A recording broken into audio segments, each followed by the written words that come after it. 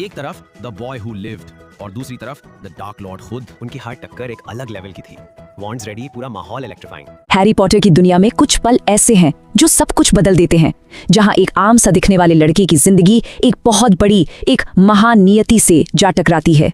आज हम उसी एक चैप्टर की गहराई में उतरेंगे जहां स्कूल के एग्जाम का टेंशन और दुनिया बचाने का भारी भरकम बोझ दोनों एक साथ आ मिलते हैं।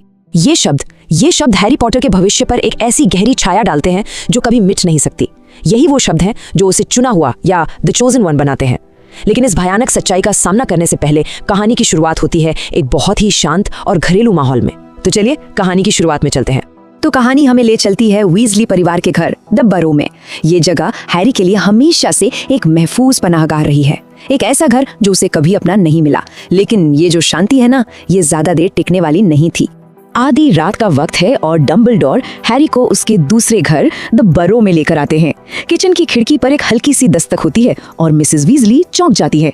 लेकिन फिर दरवाजे पर हैरी को देखकर उन्हें जो राहत मिलती है वो देखने लायक है। ये घर वापसी का एक बहुत ही सुकून भरा आरामदायक पल है। हैरी को सुरक्षित देखकर उन्हें जितनी राहत मिलती है उतनी ही चिंता भी होती है। और मिसेस वीजली की नजरें वो एक माँ की नजरें हैं। वो एक पल में हैरी की कमजोरी और उसके चेहरे पर छाई परेशानी को भांप लेती हैं। आखिरकार हैरी उनके लिए हमेशा से एक और बेटे जैसा ही तो रहा है और उनकी ये चिंता बिल्कुल असली है। लेकिन इस भारी भरकम माहौल के बीच कहानी एक ऐसे मोड़ पर आती है जिससे शायद हर स्टूडेंट रिलेट कर पाएगा। एग्जाम के रिजल्ट्स। जी हाँ, दुनिया के सबसे मशहूर जादूगर को भी अपने रिपोर्ट कार्ड का इंतजार करना पड़ता है। तो सवाल यही था, हैरी, रॉन और हरमाइनी का अपने 5वें साल के सबसे जरूरी इम्तिहान यानी ऑर्डिनरी विजिटिंग लेवल्स में क्या हुआ? उनका भविष्य, उनका करियर, सब कुछ इन्हीं नतीजों पर टिका था। तो आइए देखते हैं। और फिर वो पल आ ही जाता है। 3 उल्लू उड़ते हुए किचन में आते हैं और उनके पंजों में है जादू टोना मंत्रालय की मोहर वाले लिफाफे।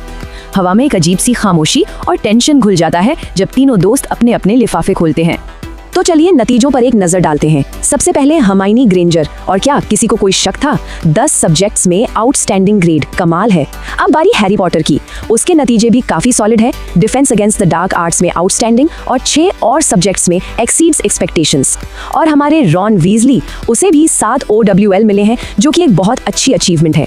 लेकिन नंबर्स से ज्यादा जरूरी होती हैं फीलिंग्स, है ना? एक तरफ हरमाइनी थी जिसने एक बार फिर साबित कर दिया कि वो अपनी उम्र की सबसे होशियार विच है।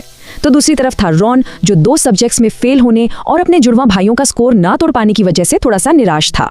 लेकिन ये सारी बातें, ये एग्जाम के ग्रेड्स, करियर की चिंता, ये सब कुछ बहुत जल्द छोटी और बेमानी लगने वाली थी।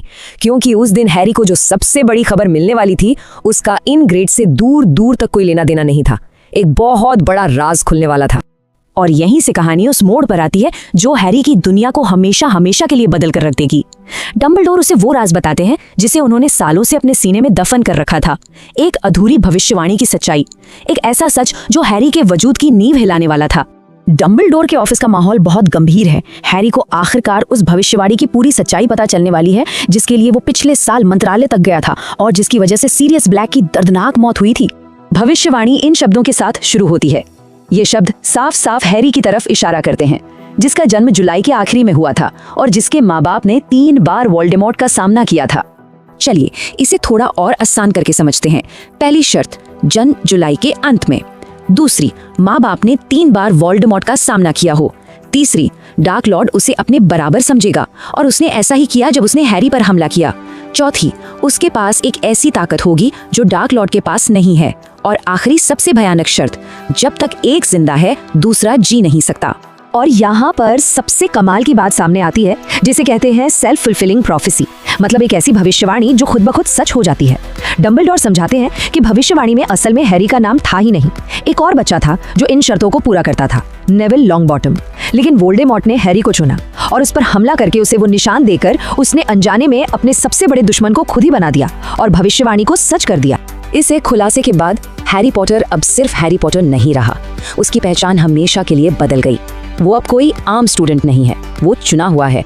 और अचानक पूरी दुनिया का बोझ उसके कंधों पर आ गया है। एक ऐसी किस्मत जिसे उसने कभी नहीं मांगा था।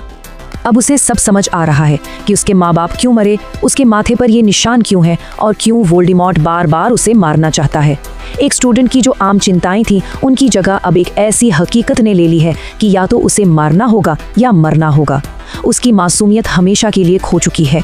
जरा इस स्लाइड पर नजर डालिए कि हैरी की दुनिया एक पल में कैसे बदल गई। भविष्यवाणी से पहले उसका मकसद था एक ऑरोरा बनना, अब उसकी नियति है वोल्डेमॉर्ट को हराना। पहले उसका दुश्मन एक दूर का खतरा था, अब वो एक ऐसा दुश्मन है जिसे या तो हैरी को मारना होगा या उसके हाथों मरना होगा। और आखिर में हैरी खुद इस भयानक सच्चाई को अपने शब्दों में बयां करता है। ये कोई चॉइस नहीं है, ये एक मजबूरी है। ये उसकी किस्मत की सबसे कड़वी सच्चाई है जिसके साथ अब उसे जीना है, और ये एक ऐसा बोझ है जिसे उसे अकेले ही उठाना होगा। तो ये अध्याय हमें एक बहुत बड़े सवाल के साथ छोड़ जाता है। जब किसी के कंधों पर इतनी बड़ी जिम्मेदारी डाल दी जाती है, तो क्या उसके पास अपनी किस्मत को अपनाने के सिवा कोई और रास्ता बचता है? क्या किस्मत पहले से तय होती है या हमारे फैसलों से बनाते हैं? इसी विचार के साथ आज का यह विश्लेषण यहीं समाप्त होता है।